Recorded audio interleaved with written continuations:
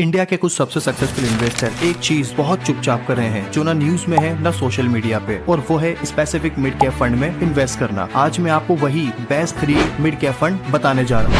Number 3 पर है HDFC mid cap fund. इस फंड ने एक साल में 11.83% के रिटर्न्स दिए हैं। 5 इयर्स की अगर हम बात करें तो इस फंड ने 5 इयर्स में 22.25% के रिटर्न्स दिए हैं। फंड साइज की अगर हम बात करें तो इस फंड का साइज है 85,357 करोड़। होल्डिंग्स अगर हम देखें तो इन सभी कंपनीज के अंदर ये फंड इन्वेस्ट करता है। एक्सपेंस रेशियो की अगर हम बात करें तो 0.73% इसका एक्सपेंस रेशियो है। 1% एग्जिट लोड है अगर आप एक साल में पैसा निकालते हो। नंबर 2 पे आता है इन्वेस्टको इंडिया मिड कैप फंड। इस फंड की बात करें तो इन्वेस्टको इंडिया ने एक साल में 14.80% के आपको रिटर्न्स दिए हैं। 5 इयर्स की अगर हम बात करें तो इस फंड ने आपको 22.82% के रिटर्न्स दिए हैं। फंड साइज अगर हम देखें तो 9,895 करोड़ का फंड साइज है। होल्डिंग्स अगर हम देखें तो इन सभी कंपनीज के अंदर ये फंड इन्वेस्ट करता है। एक्सपेंस रेशियो की अगर हम बात करें तो इस फंड का एक्सपेंस रेशियो है 0.82% और एग्जिट लोड आप यहाँ पर